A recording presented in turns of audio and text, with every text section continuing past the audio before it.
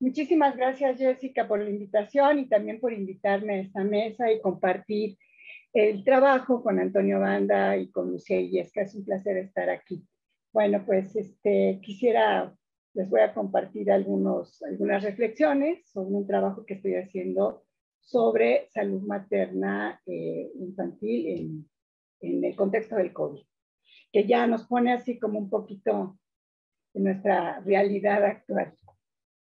Ay, qué barbaridad, ¿por qué no se pasa? Esto, a ver, déjame ver, se me trabó. Ahí está.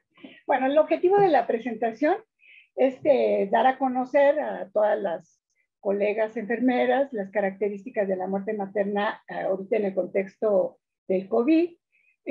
También quiero compartirles pues, los antecedentes de las complicaciones maternas en las epidemias del SARS del siglo XXI.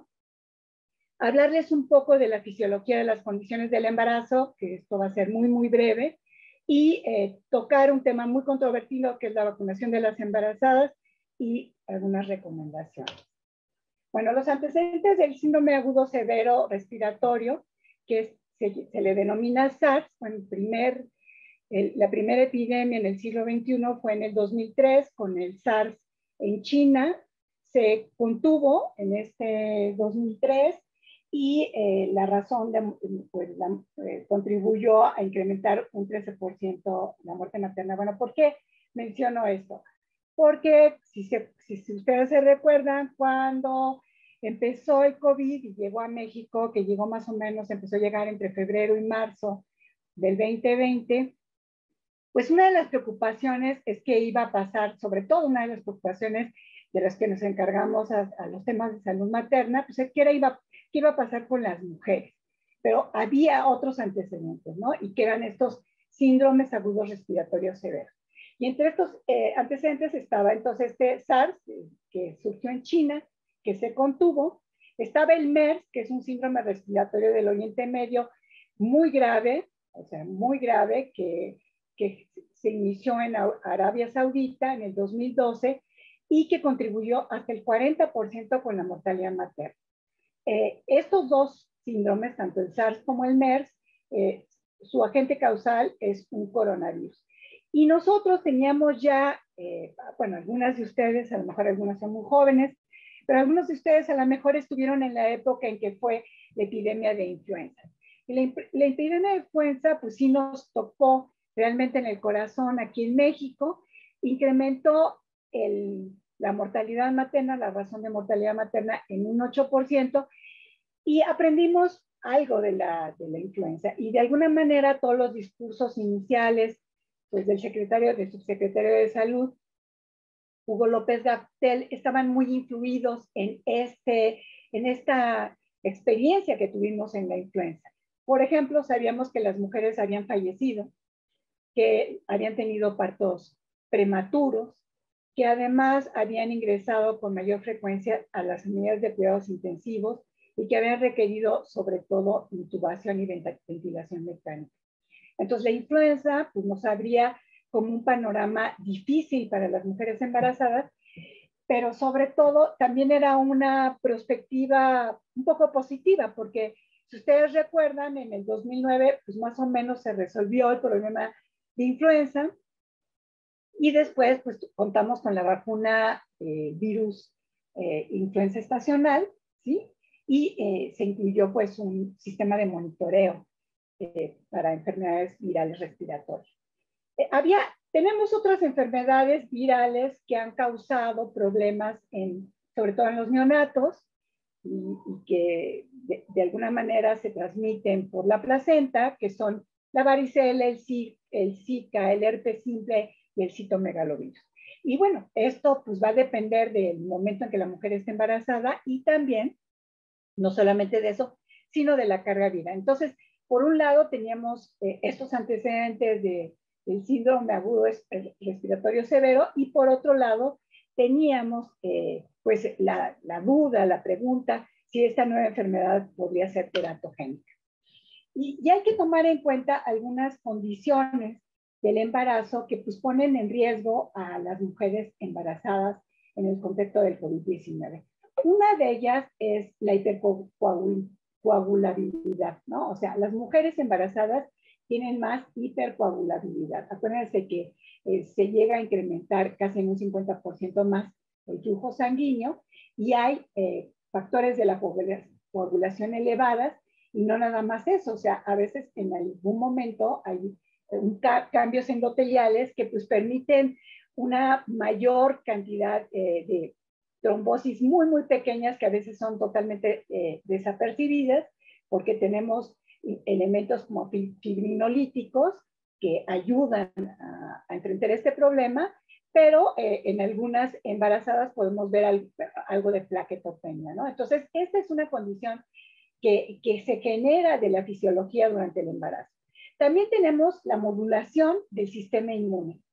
¿Y qué significa esto? Bueno, pues un feto es bastante autogénico, autoantigénico en el caso de las mujeres embarazadas. O sea, finalmente es un cuerpo extraño que está dentro de nuestro cuerpo y que esto implica una modulación del sistema inmune para aceptar a este nuevo ser en nuestro sistema circulatorio, o sea, toda la intercambio de flujos. Y esto nos lleva a que las mujeres embarazadas pues tengan cierta proclividad a enfermedades virales, sobre todo enfermedades virales. Entonces, esto es un tema también muy importante de esta modulación del sistema inmune. Bueno, ahora, la cuestión de la hipercoagulabilidad, pues también ya dijimos que teníamos que las mujeres en sí, sus condiciones fisiológicas durante el embarazo, les dan esta condición, pero además el COVID-19, además de ser una enfermedad, un SARS, una enfermedad severa, respiratoria, aguda, también produce daño endotelial. ¿Y qué significa eso? Que los enfermos del COVID también van a tener una proclividad a hacer trombosis. Entonces ahí tenemos factores de riesgo que se sinergizan en estas condiciones fisiológicas de la embarazada. Y esto, bueno, trajo como consecuencia que la Sociedad Internacional de Trombosis y Hemostasia, pues hicieron una revisión de todo lo que se había publicado en el 2020, hiciera una guía y bueno, y promueve como una recomendación al personal de salud que debe de estar muy atento a cualquier síntoma de trombosis en el caso de las mujeres embarazadas. Y el Real Colegio de Obstetricias y Ginecólogos en Londres también sacó una guía en donde señala que una mujer que tiene COVID-19 y está embarazada debe tener un tratamiento de tromboprofilaxis hasta después de 10 días del parto, ¿no? Entonces, no solamente esta condición de hipercoagulabilidad, pues sí la pone a la mujer embarazada en una condición particular. También la modulación del sistema inmune, que también la pone en una condición de susceptibilidad a las enfermedades virales. ¿Y qué pasa con el sistema respiratorio? Bueno, con el sistema respiratorio, como ustedes saben, sobre todo en el tercer trimestre, el producto tiende, o el útero, con el producto tiende a ensanchar un poco, a aplastar la caja torácica, se amplía, pero a la vez que se amplía, pues se reduce la ampliación de la respiración. Y esto implica que las mujeres pues van a tener mayor frecuencia respiratoria y también aquí hay un factor que se genera en el cual las mujeres van a ser como más susceptibles al dióxido de carbono, ¿no? Entonces, el sistema regulador de la respiración pues va a ser más susceptible a este dióxido de carbono. Pero en el caso del COVID, esto ocurre de manera diferente. O sea, hay una disminución de esta susceptibilidad al dióxido de carbono y por eso a veces se le ha dicho pues, que es la muerte feliz, ¿no? Porque la gente pues no siente esa ansiedad que cualquiera de nosotros sentiríamos cuando tenemos una disminución pues, en la oxigenación. Entonces, estos tres elementos ponen fisiológicamente en riesgo a estas mujeres embarazadas. Bueno, y cuando, como ya de alguna manera se pensaba que estas mujeres iban a tener cierta vulnerabilidad y además también en una enfermedad como el COVID, en donde prácticamente no se sabía, pues se tenía una idea, se pensaba que se iba a comportar de manera similar a los SARS, ¿no? A las enfermedades, estas agudas respiratorias, pero no se sabía qué nueva modalidad iba a tener. Entonces la Organización Mundial de la Salud pues solicitó a todos los países que hicieran bases de datos en donde pudieran registrar qué es lo que estaba pasando con las personas que tenían COVID o que fallecían de COVID.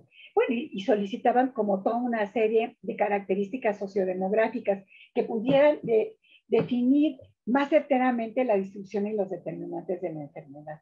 Y entonces en México, pues se hizo una base de datos que todas ustedes me imagino que si no conocen, pues saben que existe, que desde el 1 de enero se empezó a llenar esta base de datos y bueno, ahorita está retroactiva desde el 1 de enero, pero realmente cuando empezaron a haber casos se empezó a generar la base de datos y es una base de datos que sobre el sistema de vigilancia epidemiológica de enfermedades respiratorias virales, que tiene una serie de variables muy importantes, por ejemplo, comorbilidades, sexo, edad, y algunas otras, la pertenencia étnica, y que han permitido dar seguimiento a esta pandemia. Yo voy a echar mano de estos datos para compartirles qué es lo que ha ocurrido con la mortalidad materna. Bueno, esta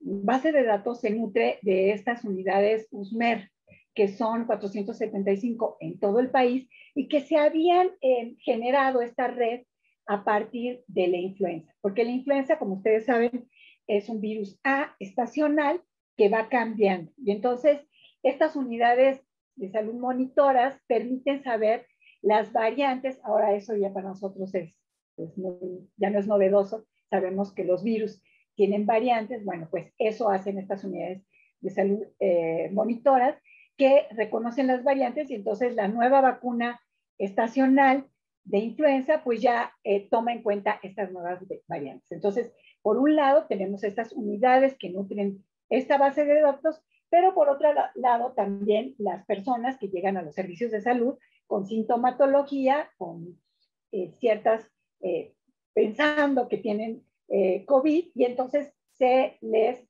registra. Bueno, ahorita el CISBER, no todos los que estamos en el CISBER. O sea, no todos los enfermos, todos los casos de COVID pues están en el CISBER. ¿Por qué? Pues porque mucha gente no acude a los servicios de salud pública, porque mucha gente tiene síntomas leves, entonces no sabemos realmente pues, cuántos casos realmente hay de COVID. Pero bueno, aquí hay una serie de casos. Y tampoco sabemos cuántos muertos hay.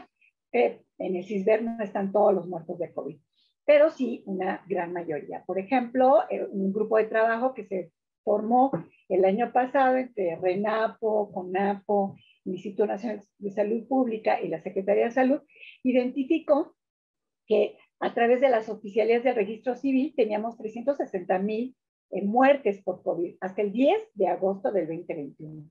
Y para ese mismo tiempo, en ese mismo día, teníamos 235,000 muertes en el CISBER. Entonces, aunque es una base de datos que tiene ciertos problemas, pues es una muy buena muestra, ¿no? O sea, yo creo que nunca tendríamos una muestra tan grande y vemos que tenemos tanto subregistro en el denominador como en el numerador si nosotros sacamos una tasa de letalidad, ¿no? La tasa de letalidad sería el número de muertes entre el número de casos.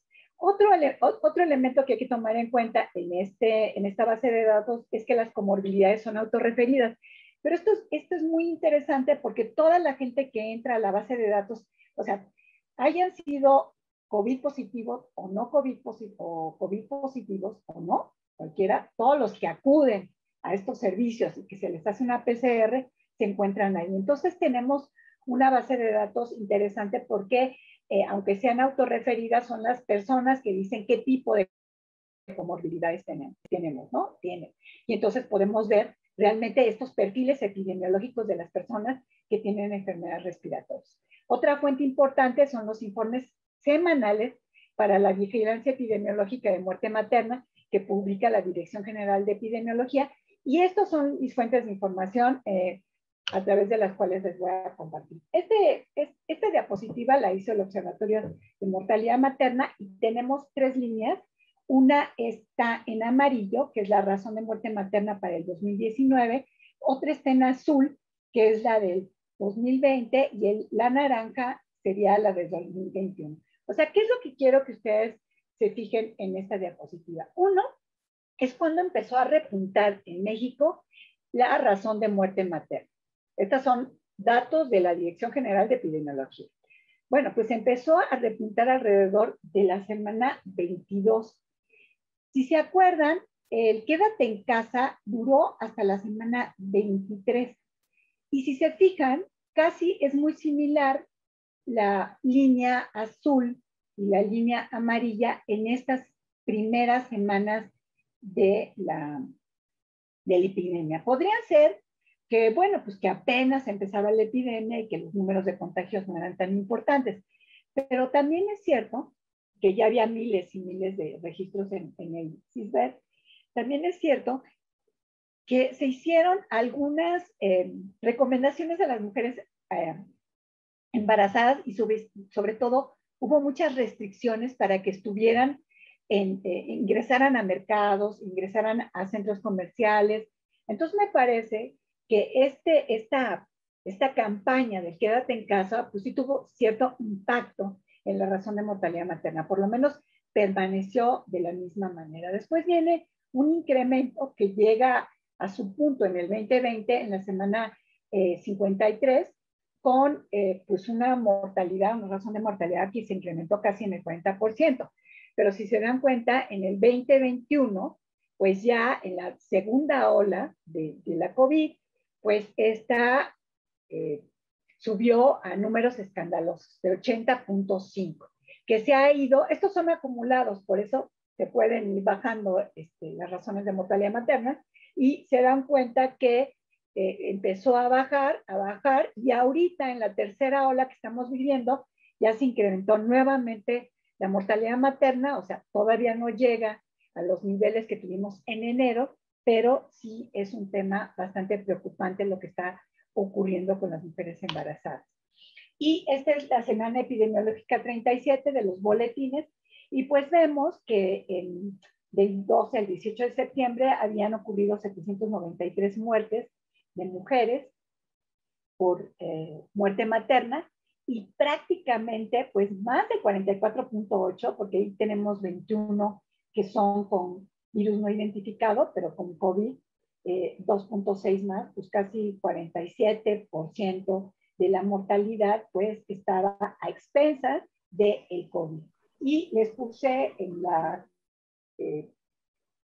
el recuadro de mano derecha pues las causas del 2019, que son prácticamente iguales, prácticamente no cambiaron, solamente lo que sí se modificó, o sea, se podría decir que de acuerdo a la Dirección General de Estadística, de la Dirección General de Epidemiología, la DGIS, de Información en Salud y a la DGE, pues gran parte de la mortalidad, de la sobremortalidad, está relacionada con el COVID. Ahora quiero mostrarles el análisis que estuve haciendo para ustedes con la base de datos del CISBER. Bueno, pues esto que se llama letalidad, como les decía, es el número de muertes sobre los casos por grupos de edad. Y tenemos 3 grupos de mujeres. Por un lado están las mujeres que están embarazadas y que son COVID positivas. Por otro lado están las mujeres que no están embarazadas, pero son COVID positivas. Y están mujeres que están registradas en esa base de datos que son COVID negativas, pero están embarazadas. Y entonces vamos a ver el riesgo. O sea, ¿qué implica tener COVID durante el embarazo en estos tiempos extraordinarios? Bueno, si se fijan, la edad es uno de los criterios más importantes para el riesgo para el COVID. Y aquí es evidente cómo el grupo de edad más pequeño, de edades más pequeñas, de 10 a 19 años, van teniendo tasas de letalidad, porque acuérdense que la mortalidad es sobre toda la población, de la letalidad van teniendo de manera ascendente, ¿no? Entonces, hasta, bueno, pues casi 10 veces, el riesgo de morir es casi 10 veces más si tienes COVID con 45 o 49 años que si lo tienes de 10 a 19 años. Y en el caso de las mujeres que no tienen, que tienen COVID pero que no están embarazadas, también vemos esta tendencia ascendente de las tasas de letalidad y obviamente con las mujeres de 45 a 49 años, pues la tasa de letalidad es mucho mayor, ¿no? También igual, casi mucho más, no solamente 10 veces más, sino como unos 12 veces. Y en el caso de las mujeres negativas, esta tasa de letalidad es muy similar. Entonces estamos viendo que el COVID, pues de alguna manera, sí pone más en riesgos por grupos de edad, pero también que las embarazadas tienen mayor riesgo de morir, sobre todo teniendo COVID. Y aquí vemos en la relación de embarazo COVID positivo en más mujeres, que casi en todos los grupos es casi del 2, menos en los de 40 a 49 años.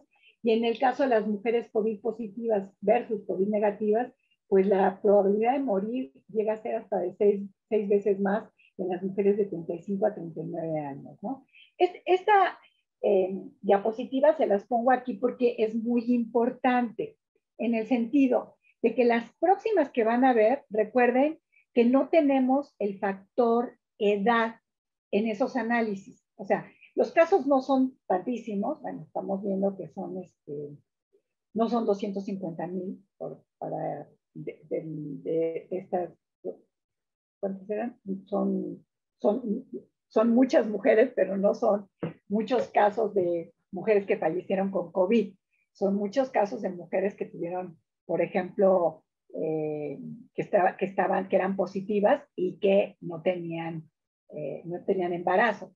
Pero tenemos realmente muy poquitos casos que no podríamos estar haciendo cuadros ajustando la edad. Y no hicimos ajuste de edad en el análisis. Aquí tenemos por tipo de comorbilidad. Entonces también aquí vemos una diferencia importante cuando no tienen ninguna comorbilidad, de 5 veces más en el caso de las mujeres embarazadas positivas con COVID versus las negativas con COVID. Y esta relación, este riesgo es menor cuando todas las mujeres tienen COVID, pero sí es casi el 50% más de probabilidad de que una mujer, si tiene embarazo y no tiene ninguna comorbilidad, muera. Ahora, aquí no tenemos grupos de edad. No sabemos si aquí tenemos mujeres más grandes que nos esté dando, que nos haga que esta relación sea mucho menor.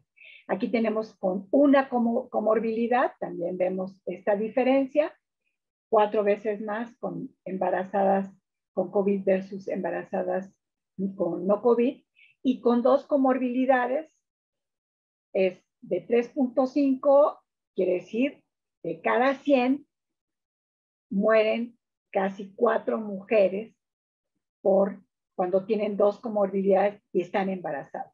Y de 3 o más, pues mueren casi 7 de 100, ¿no? Y aquí vemos, por ejemplo, cómo en las mujeres estas comorbilidades, sobre todo ya cuando son 2 o son 3, estos elementos se incrementan. La tasa de letalidad se incrementa mucho más que estas mujeres embarazadas. Ahora, ¿por qué? Bueno, porque para empezar vamos a ver que no es lo mismo tener diabetes que tener obesidad. O sea, tu tasa de letalidad es diferente. O tener una enfermedad cardiovascular, o tener obesidad, hipertensión y diabetes. O sea, aquí tenemos 2 comorbilidades, pero no sabemos si es insuficiencia renal, inmunodepresión. Entonces, esto va marcando las diferencias entre las mujeres COVID positivas con las embarazadas COVID positivas. Aquí tenemos, por ejemplo, con este tipo de comorbilidades, aquí sí es con obesidad, vemos que en los 2 grupos de mujeres embarazadas, las tasas de letalidad son importantes, y sobre todo en estas positivas, estas son las no embarazadas, perdón. Estas negativas a COVID, las negativas a COVID y embarazadas, las tasas de letalidad son mucho menores, a excepción de la diabetes. ¿Se fijan? La diabetes, o sea, ya de entrada, es un riesgo para las mujeres, obviamente embarazadas, que tienen enfermedades respiratorias, pero yo creo que para cualquier mujer embarazada. Y aquí en este caso, pues vemos que la diabetes es de las tasas de letalidad más elevadas, la inmunosupresión y esta combinación, que en donde tenía solamente 44 casos, por eso ya no seguí con las combinaciones, en donde la tasa de letalidad es de 9.1 y en el caso de las mujeres positivas a COVID no embarazadas es de hasta de 11.7. Estas mujeres embarazadas que no tenían COVID, pues ni siquiera tuvieron este tipo de combinación. Entonces aquí estamos viendo, por ejemplo, la relación entre mujeres, la relación, el riesgo relativo entre embarazadas por positivos y COVID negativos, y que en el caso de la obesidad, pues es súper elevada, ¿no? Cuando tienes COVID, a diferencia de cuando no tienes COVID. Y bueno, ¿y por qué es tan elevada? Porque al igual que el embarazo, que les dije que de alguna manera había toda una serie de cambios fisiológicos en donde había más hipercoagulabilidad, bueno, pues tanto en la diabetes como en la obesidad, como en la hipertensión, tenemos de alguna manera daño endotelial, que también produce más posibilidad de tener trombosis o trombocitopenia, ¿no? Entonces, aquí tenemos por trimestres, y aquí lo que me interesa que se dé en cuenta es cómo el puerperio tiene la más alta tasa de letalidad en las mujeres con COVID-19. El primer trimestre es el menor, pero el mayor número de mujeres que se hospitalizan, no que se hospitalizan, que solicitan atención o que están identificadas por USMED, son del tercer trimestre. Ya veíamos al inicio que el tercer trimestre es especialmente complicado para enfermedades respiratorias en las mujeres embarazadas.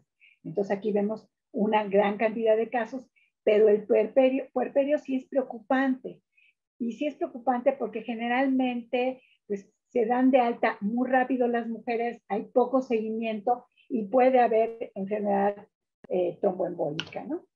Aquí tenemos también las tasas de letalidad si una mujer es ambulatoria o está hospitalizada. La tasa de letalidad muy, muy pequeñita, pues es la que tiene las mujeres con COVID negativo, pero que está embarazada.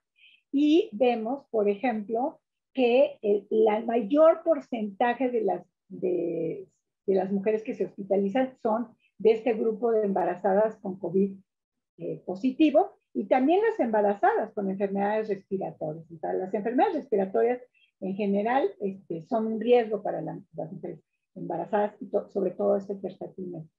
Y las mujeres no embarazadas, aunque tienen un porcentaje pequeño de las que ingresan a hospitalización, o sea, son muchísimas, fijan, son 720,000 o 721,000 casi mujeres que fueron ambulatorias y 45,000 que se hospitalizaron, ¿no? Aunque es un porcentaje muy bajo, también vemos que la tasa de letalidad es enorme. O sea, las mujeres con COVID positivo tienen pues un riesgo a morir muy, muy importante. Aquí tenemos la tendencia, el ingreso a la UCI.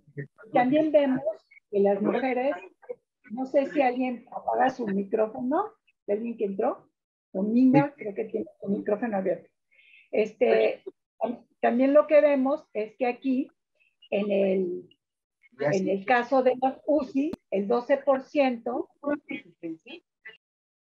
oigan, el 12% de las mujeres embarazadas con COVID positivo, pues ingresaron al UCI, un porcentaje del doble que las otro tipo de mujeres, y la mortalidad, pues la letalidad fue del 20%, a diferencia del 4% de no hospitalizadas, ¿no? Porque estas no hospitalizadas y obviamente de las que no estuvieron en la UCI. Todas estas son hospitalizadas, perdón. Eso es una letalidad hospitalaria. La letalidad hospitalaria es el número de casos de fallecimientos entre el número de mujeres que se hospitalizaron. Y aquí vemos, por ejemplo, que las letalidades hospitalarias pues, son muy bajas sobre todo las que entraron a la UCI, en las mujeres negativas a COVID, pero con embarazo y puerperio. Y en la última que les quiero mostrar ahorita es estas intubadas, en donde las tasas de letalidad son enormes, ¿no? De las mujeres COVID que no están embarazadas son hasta el 73%, a diferencia de las, o sea, que casi que cada 7 de cada 100 fallecen, y aquí, pues no cada 7, 70 de cada 100 fallecen, y aquí 45, casi la mitad de las que ingresan a hospital y son intubadas fallecen.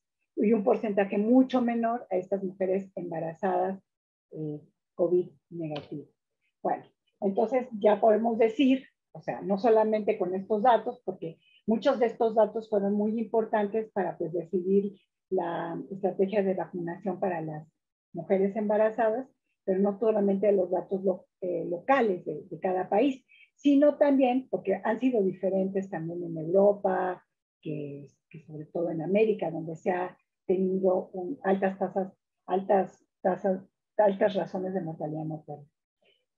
Pero en el 2020 se hizo una producción impresionante de artículos sobre embarazo, riesgos de la embarazada, sobre lactancia, sobre transmisión vertical. Más de 1,500, yo creo que tenemos publicaciones entre letras, casos, artículos originales, revisiones sistemáticas. Pero yo creo que estas fueron muy importantes, la de Blitz, que fue creo que en abril, en donde señaló que de 5 a 4 veces más tenían enfermedades graves respiratorias las mujeres embarazadas con COVID en relación a aquellas mujeres infectadas pero no embarazadas. Entonces aquí vemos que para ellos sí es muy evidente este incremento en el riesgo en las mujeres embarazadas. Y también Chimlesca en junio y Chin en agosto fueron dos estudios muy importantes. El de Chimlesca fue con 40 artículos originales en donde tenían grupos de mujeres que se estudiaron, o sea que hizo una cohorte enorme del 2020, y Chin de 869,000 mujeres, y lo que ellas encontraron, que se puede decir que son como una realidad, es que muchas de las mujeres embarazadas son asintomáticas, es decir, que pueden entrar a una sala de obstetricia, porque en Estados Unidos a todas las mujeres que entran en las salas de obstetricia les hacen PCR para tener claro quiénes tienen COVID y quiénes no tienen COVID. Por eso este estudio retrospectivo de 3 hospitales universitarios. Todas, que algunas tienen más probabilidades de tener un parto prematuro y tienen tasas significativas más altas en ingreso a la UCI, y también tasas más altas de intubación respiratoria y ventilación mecánica, que un poco vimos que estas tasas sí están más elevadas, aunque las tasas de letalidad no. Bueno, y entonces estos estudios llevaron a que se empezara a pensar en la vacunación con las embarazadas. ¿Cuál es la cuestión de la vacunación en embarazadas? Esto ha sido muy controvertido porque desde el H1N1 lo que ocurrió es que teníamos una vacuna para influenza, pero no se puede usar para las embarazadas. ¿Por qué? Porque las embarazadas, ahora sí que conservadoramente y tradicionalmente, no participan en los ensayos clínicos para las vacunas ni para los tratamientos. Entonces a veces se tiene un tratamiento o se tiene una vacuna y tenemos a mujeres embarazadas vulnerables, pero a las que no les podemos dar ningún tipo de tratamiento o vacuna porque no se sabe qué va a pasar. Entonces, hay una organización que se llama Preven, que del 2018 empezó a hacer lobby para que en los estudios se hicieran estudios con mujeres embarazadas, ensayos clínicos en vacunas y se pudieran ver beneficiadas desde el inicio. Solamente 3 empresas hicieron estudios en animales embarazadas, por ejemplo, la Pfizer, Moderna y Janssen. Y lo que vieron es que los animales no tenían ningún efecto teratogénico con la vacuna, pero ya en los ensayos clínicos 2 y 3 no incluyeron a mujeres embarazadas. ¿Qué es lo que pasó? Que como a partir de diciembre, enero, febrero se empezaron a vacunar prestadoras de servicios de salud, algunas de ellas estaban embarazadas y no lo sabían. Otras decidieron, decidieron vacunarse, aunque ya estaban en un trimestre avanzado. O sea, hubo algunas que decidieron vacunarse. Y entonces empezó a ver, por ejemplo, empezaron a ver algunos resultados de los efectos de la vacunación en estas mujeres. Las primeras recomendaciones que dio la Organización Mundial de la Salud y las diferentes sociedades de ginecobstetras y agencias internacionales eran que solamente, bueno, que la vacunación era voluntaria, bueno, que hasta la fecha es voluntaria, y en un segundo lugar que tenía que haber una evaluación de riesgo-beneficio. O sea, como no se sabía si estas iban a traer alguna consecuencia negativa para las mujeres, algún evento adverso, entonces, pues que esto tenía que ser de acuerdo al riesgo. Y bueno, obviamente las mujeres que trabajan en el sector salud, pues están en más riesgo, porque ya estamos viendo que muchos casos de COVID pues son asintomáticos, entonces, claro que están en riesgo. Entonces, estos primeros grupos empezaron pues empezaron a hacer cambios en abril y en mayo porque se empezaron a tener algunos estudios. Por ejemplo, el estudio de Gray es el primero que hizo un estudio de efectividad entre embarazadas y mujeres sin embarazo y vio que la vacuna tenía una muy buena respuesta en estas mujeres embarazadas y que además los anticuerpos se transmitían a través del cordón umbilical, o sea que hay una transferencia de anticuerpos y además también en la lactancia. Entonces, esta fue un estudio clásico importante sobre la efectividad. Y la seguridad fue el de Chimbambukuro, que lo que ocurrió es que desde que empezaron a vacunar a las mujeres prestadoras de servicios de salud, se empezó a abrir una plataforma, y a las mujeres después, ¿no? Fue muy rápido después a las mujeres por distintos grupos de edad, y más en Estados Unidos fue una vacunación masiva. Se abrió una plataforma que se llama B6, en donde las mujeres podían inscribirse y decir qué efectos habían tenido por la vacunación. Y este estudio de Chimbambukuro pues tenía pues, alrededor de 35,000 mujeres embarazadas y lo que se vio es que no había diferencia entre las mujeres embarazadas y las no embarazadas, sobre todo en lo que eran los efectos negativos. Eran muy similares los efectos adversos. En el único que hubo una diferencia significativa fue en el dolor en el brazo, pero en los otros como dolor de cabeza, fiebre, que eran pues, más reportadas por las mujeres no embarazadas, no había realmente una diferencia significativa. Las alteraciones que se vieron en como 800 partos que se dieron en este periodo, pues fue, por ejemplo, sobre todo algunas muertes neonatales, partos prematuros, o sea, sobre todo por prematuros y se han visto abortos.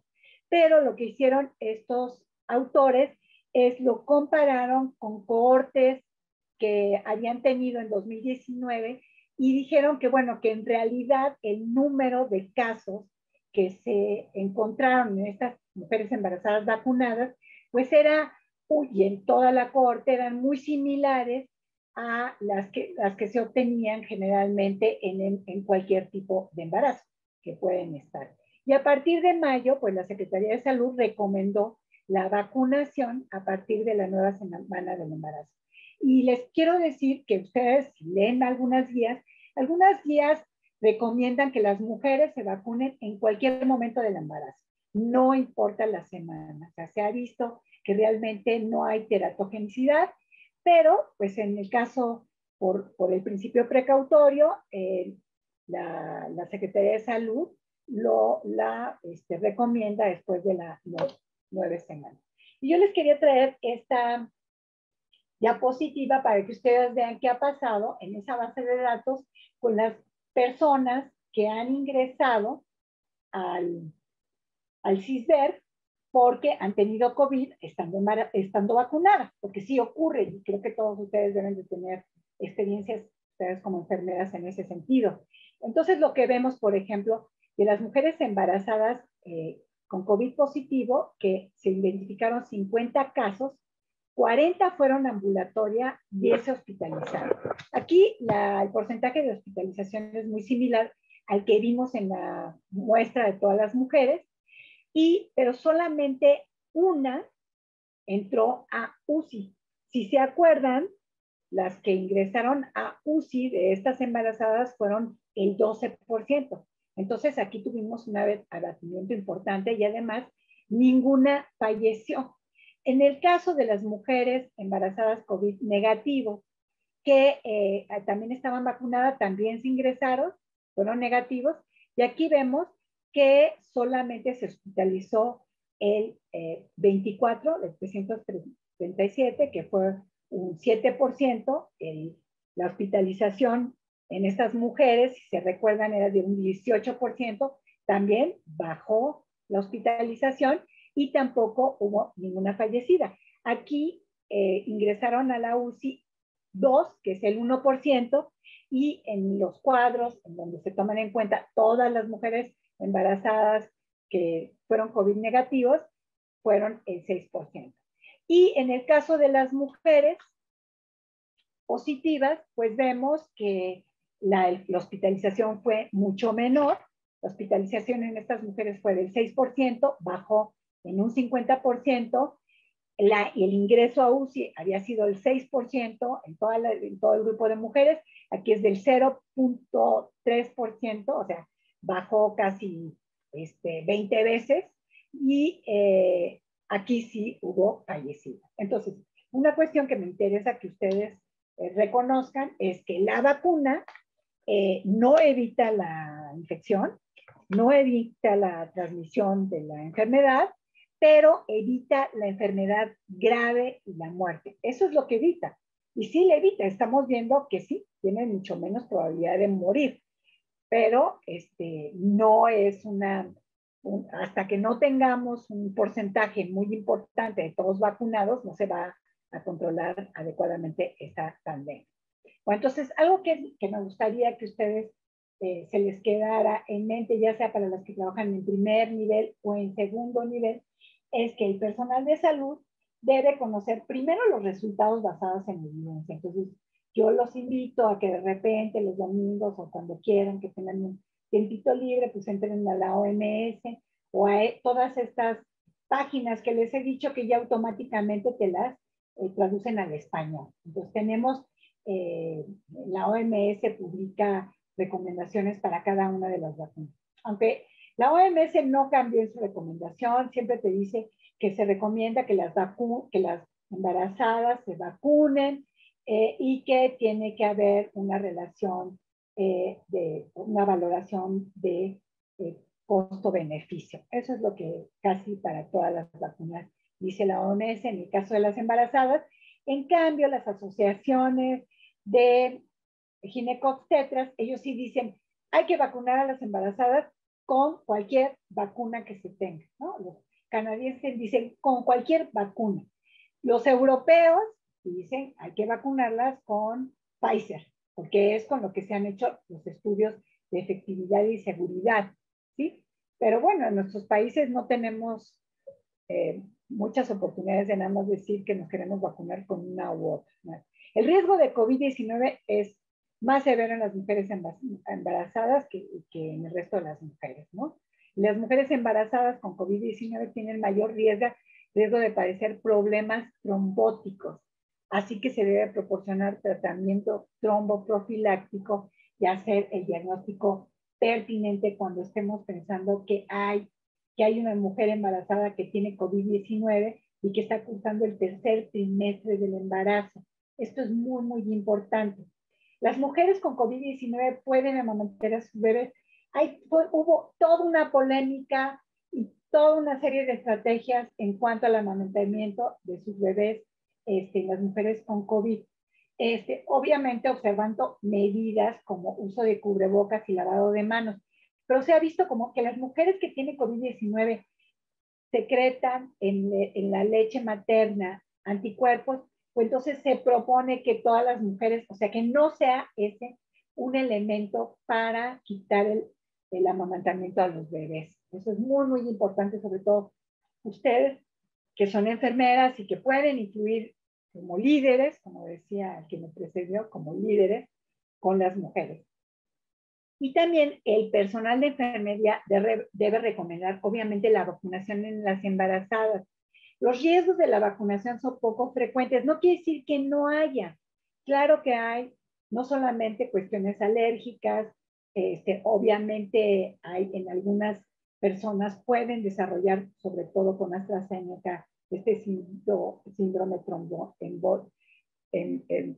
trombócito trombopénico, el TTTB, claro que, pero es rarísimo. Y además estamos viendo que las embarazadas pueden también desarrollar este tipo de complicaciones si no se vacunan y si adquieren el COVID. Entonces, las mujeres que son vacunadas con AstraZeneca sí deben de tener un monitoreo estrecho, sobre todo cuando son menores de 50 años, ¿sí? No sé si se los han dicho. Y sobre todo para ver síntomas precoces de trombosis como las petequias, ¿sí? Manchitas así, porque ha habido casos donde les dan loratadina, ¿no? Cualquier persona que fue mujer menor de 50 años que fue vacunada con AstraZeneca, pues hay que decirle, oiga, doctor, pues hay que hacerle unos estudios. AstraZeneca tiene este problema de trombosis y trombocitopenia, entonces este síndrome. Entonces creo que eso es muy, muy importante. Y las mujeres embarazadas y vacunadas, pues deben seguir, esto es fundamental. Todos ahorita, y creo que la segunda y ahorita la tercera ola nos está enseñando eso, es que tenemos que seguir las medidas de seguridad para evitar contagios. Uso de cubrebocas en lugares públicos y todo, sobre todo las mujeres embarazadas, distanciamiento social, evitar aglomeraciones y lavado continuo de manos.